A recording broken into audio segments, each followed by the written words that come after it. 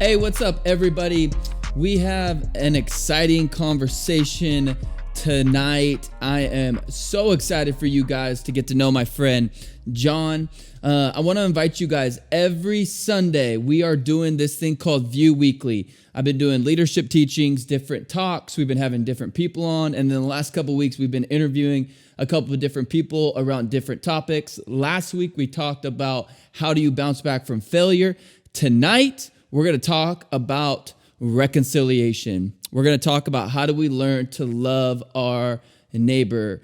God gives us the two commandments: love God and love your neighbor as yourself. And as followers of Jesus, we take that very seriously. So we're going to have a conversation tonight with my friend John. I want to remind you, in the comment section, be posting, talking to people during it. We want to engage with you, so that's for you guys. Also, if you guys can subscribe to our YouTube page at View Youth, it would really help us gain followers, and you could share it with friends if you weren't able to jump on, or if you know that somebody that needs this talk. But without further ado, I want to introduce you to one of my friends, John. John and I met at a sushi joint. When was that? It's probably like 5 years ago now. Sushi joint. You were serving sushi, and I was there with Pastor Roger, and slanging rolls. You were looking for God to speak to you that day, and then God sent me to you, and you were like, I want to talk to you. I want to talk to somebody that can answer my questions. Straight up, yeah. And now look at you, man. Crazy. You're here. You're doing amazing things. John went through 4 years of a Ministry Institute program that I also graduated from. It's an incredible program down at Puyallup. And John just has a phenomenal gift for the church. And he also just has a really prophetic voice. God speaks to him often. And he operates in this prophetic voice. So you're going to hear a lot of passion from him tonight. We're probably going to get really real and raw and honest, because that's how we roll here. And if anything, I want to introduce you guys to the way to have healthy conversations about things that are going on in the world, so that the church can be the hope. And so we're going to have a good conversation. But John, one time, didn't you cuss me out? I don't know why you always bring this up. He always brings this up, you guys. And he's probably told you guys the story a million times. But yeah, for the new viewers, one day Jeff was just pushing my buttons, and I wasn't the most holy individual at the time. And so, I caught you off guard right there. I caught you off guard right there. I did not expect that question. That was a good day. Oh, man. Not gonna lie, I was slightly terrified for a little bit. This guy is honestly an animal when he's pissed. But I got you right there. Your face is like, we're about to go there. No, the thing I just love about John is John and I have built a friendship. We laugh about things. We've walked with each other through a lot of things. We follow Jesus together. And this is how you have real conversations about what's going on in the world. So we're just gonna get into it. I want to talk around the idea tonight. If you're writing down anything, I want you guys to take notes on this. This is gonna be a really good, healthy conversation. But the title is Through the Lens of Your Neighbor. Yeah, through the lens of your neighbor. Through the lens of your neighbor. We're going to be talking about how do you restore a relationship that you are not willing to acknowledge. How do you restore a relationship that you're not willing to acknowledge? The two scriptures we're going to be sharing tonight, you guys, are Mark 8:25. It says, "Then Jesus, he laid his hands on his eyes again, and he opened his eyes. His sight was restored, and he saw everything clearly." He saw everything clearly. 2 Corinthians 5:18. "All this is from God, who through Christ reconciled us to himself and gave us the ministry of reconciliation." That is, in Christ, God was reconciling the world to himself, not counting their trespasses against them, and entrusting to us the message of reconciliation. Yeah. John, it was interesting because when I was looking at that verse, reconciliation also means to exchange. To exchange one's life. Interesting. One's posture for another. So I want to read it again with the exchange.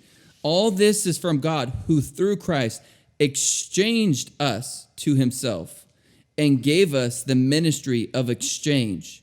That is, in Christ, as he was reconciling, exchanging the world to himself, not counting their trespasses against them, and entrusting us the message of exchange. Isn't that interesting? Yeah, it's super interesting to read it like that. I love that, though. When I was looking at reconciliation, because when we think about it, we think like, oh yeah, that's a cute word, but we really don't understand what does that actually mean, right? You know what I mean? Like, we really don't get like, all right, I can love God, but love my neighbor means I have to exchange things.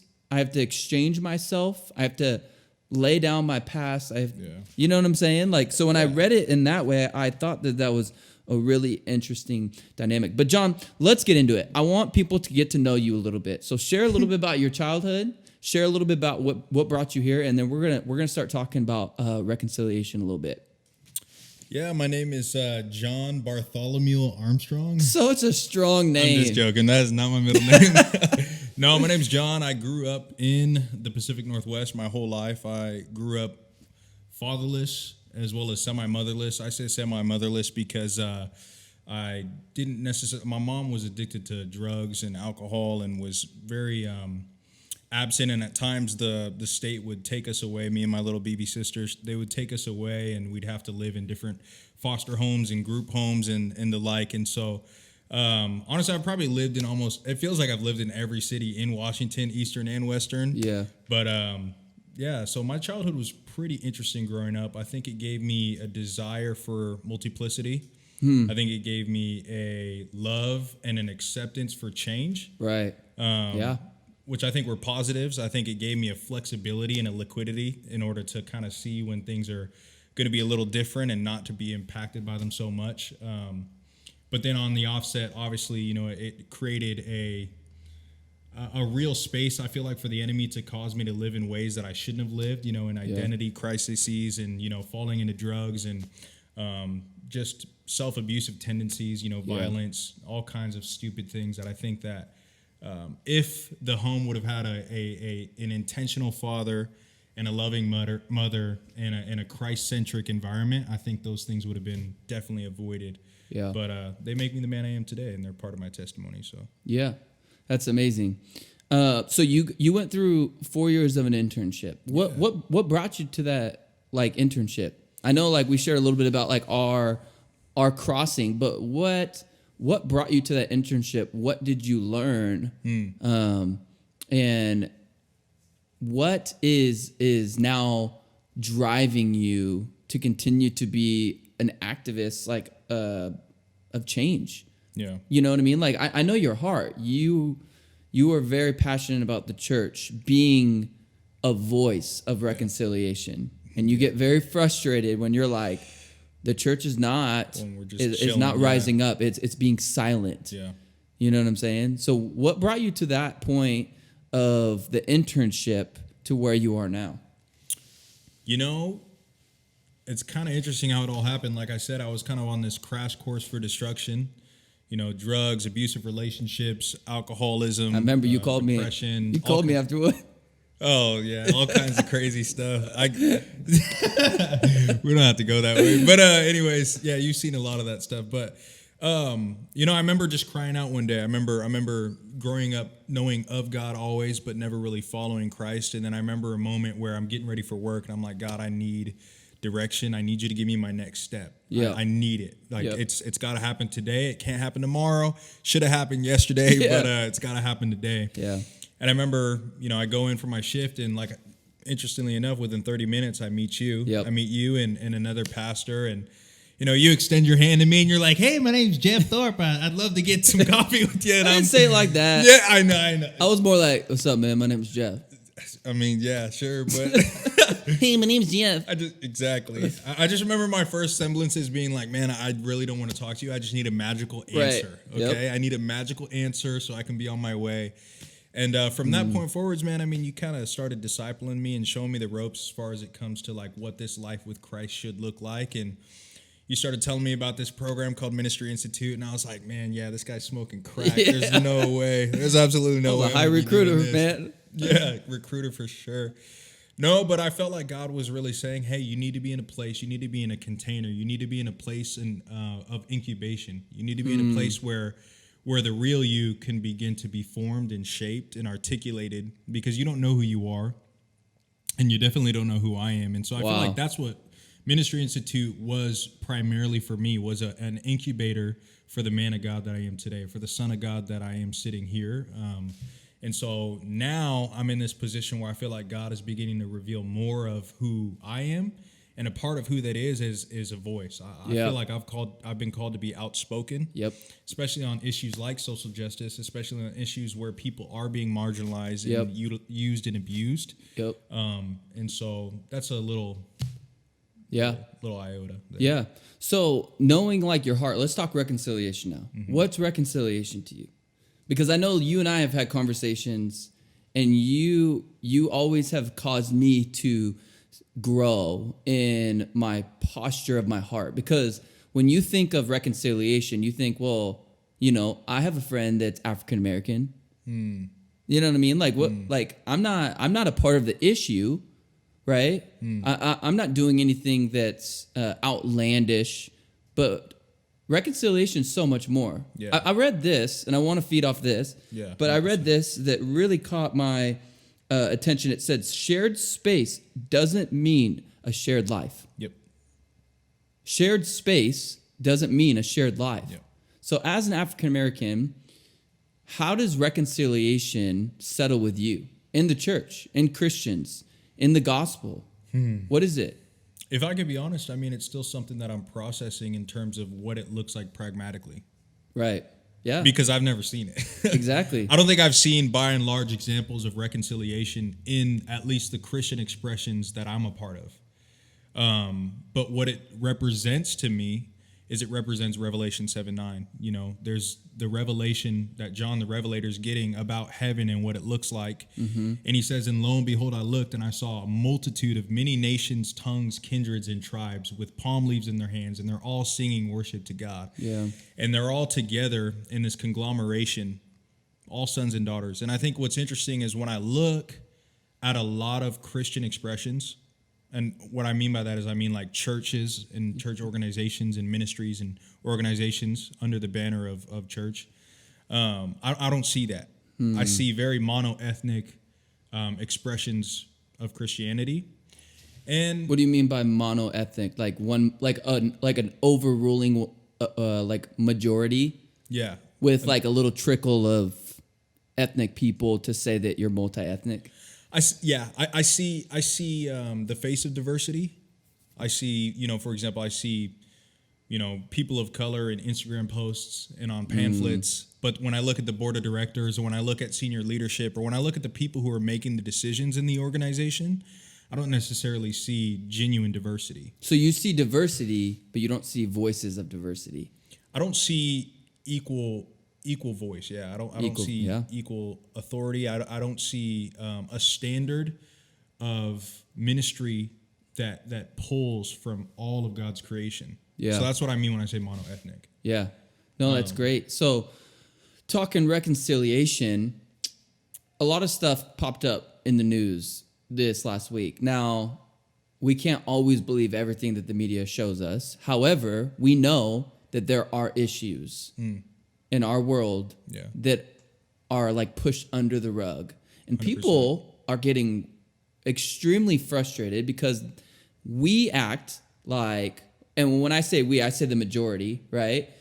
We act like it's not an issue. It's not a big deal. That was a long time ago. Yeah. It's not in our system anymore. Yes. I'm not, you know what I mean? Yeah. But we're seeing things such as what was on the news, right, wrong, or indifferent, whether we got all the information or not. It's not about all those things. We're seeing these things continue to pop up and being issue.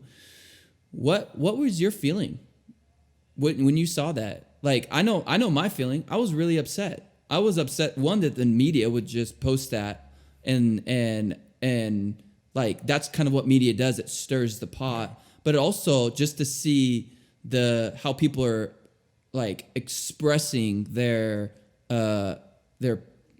thoughts. You know what I mean? Like here's the thing, like, and my sister-in-law pointed out something. She was like, I have no issue with people running for running for mod. But did you sign the petition? Like, what's the next? Like, there's there's the person that posts stuff and says, okay, now I did my part Yeah. to reconcile. Yeah. That's not reconciliation, right? Yeah. What were your feelings? Like how do we like help bring reconciliation? There has to be an activism. There has to be a participation in moving forward towards exchanging. Yeah. Lives. I think firstly, to answer the question about how I felt about the Ahmaud Arbery situation in the video and the response, and honestly, at first I felt frustrated, like completely frustrated. I was heartbroken. I remember crying on multiple different occasions because of the fact that things like this, scenarios like this, disgusting atrocities like this can still be a thing. Right. You know what I mean? Like, I was like, this is absolutely ridiculous, God. Like, what are we doing here? How are we going to go against this? Because this is ridiculous. We're not doing this anymore. Right. We can't keep doing this anymore. Yeah. And we can't live in a society that continues to allow for things like this to happen. You know what I'm saying? Yeah, absolutely. And then as far as the response, I'd say initially definitely encouraged. Yeah. Because of how discouraging the situation was, it was encouraging to see large swaths of people going, hey, this isn't right. Right. We're going to do something about this. Yep. We're going to protest. We're going to sign petitions. We're going to so on and so forth. Yep. But then as the reality begins to set in that this is now becoming a trend and that Instagram isn't real life and that there's people that are going to post a hashtag and call it good, that's when I begin to get even more frustrated and even more stirred because I'm like, okay, like this isn't enough. A hashtag isn't enough. Yeah. Posting on social media isn't real life.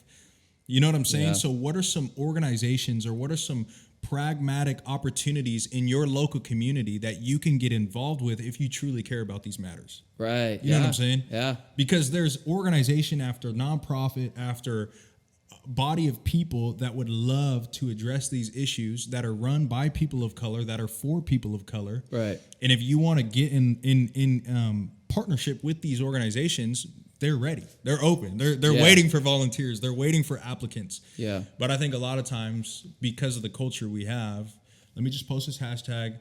Let me, appear to stand in solidarity with my brothers and sisters of color, and then I'm gonna keep it pushing because I got no time. Yeah.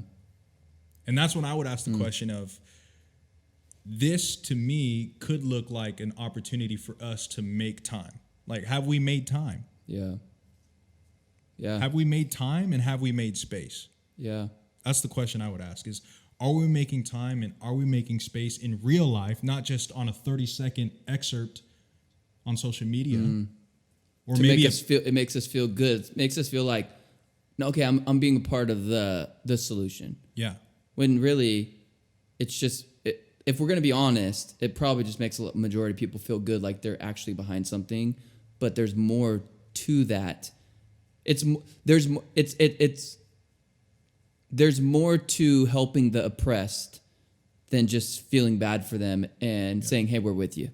And the reality is there's an indefinite responsibility for us as the church. That's really what's Right. going on here is it's not a them problem. It's not a people of color problem. No. It's not a black problem. It's not a South problem. It's not a Georgia issue. Yep. This is an us, meaning Right. when I say us, I mean by and large humanity, the Sin. human race. This is our problem. Yeah.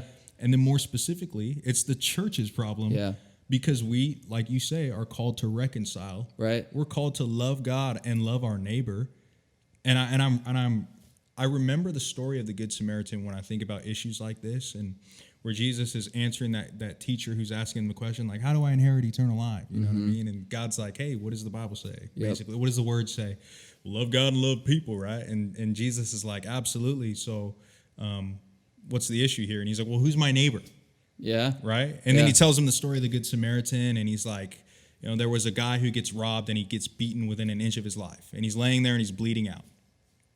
A priest walks by, sees the situation, and walks on the other side of the road. Mm-hmm. A Levite, which is essentially in that same kind of field, walks by, walks the other side of the road. A Samaritan, who was basically like a dog back then, walks by, sees the situation, tends to the man's wounds, picks him up, puts him on his donkey, takes him to a local inn, pays for the guy's stay, checks on him, makes sure he's good, and then comes back 2 days later to make sure that not only was the guy good, but if he had incurred any other expenses, that they would still be paid for. Yeah.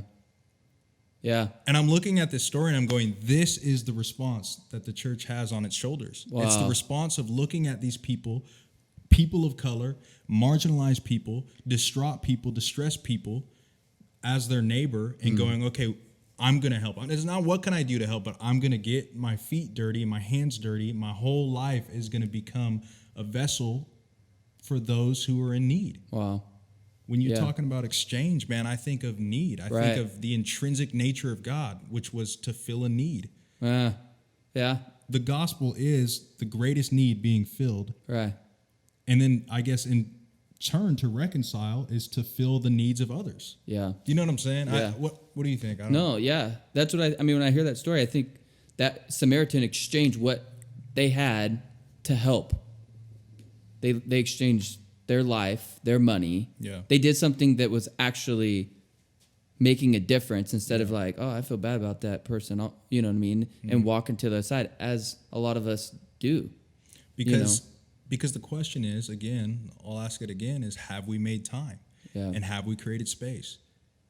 And I think the reason why this could be so big right now, because I'm seeing responses from people that have never cared about these types of things, Yep. is because right now, what do we have more than ever during this pandemic? Time and space. Time and space. Yep. And so what if God is putting us in a position where we can finally realize that we have made a reality for ourselves as churchgoers and church leaders that allots for no time and no space for people that are in need? Yep. Because now that we have all the time and the space in the world, we can now at least begin to look. Instead of walking on the other side of the road, we can at least begin to look. Yep. You know what I'm saying? Yeah. So as we wrap up, we could talk about this for a long time, and I feel like we need to. However, I wanted to give our students a little bit of a teaching on reconciliation, but also show them what it looks like to have conversations around issues, because they got friends at school. They got, you know what I mean? Like you see that person at school eating his lunch by himself and you walk past him every day like he doesn't even matter. Mm-hmm. You know what I mean? Like we need to be different as followers Absolutely. of Jesus. So We have to reflect difference. So being your prophetic bent, what do you feel like the church needs to do, or God's people? Students involved, like this is not over their head. Like students involved, high school students, you know what I mean? Like what do we do? Yeah. Like a lot of us want to like help or do, you know, but what do you feel like the Lord's saying? Like how do we reconcile? Yeah. You know, I think if I could be completely transparent, I don't think that the hyper pragmatism or I don't think there's too many very specific steps at this point in time, but I think that's why our response should be to start. Yeah.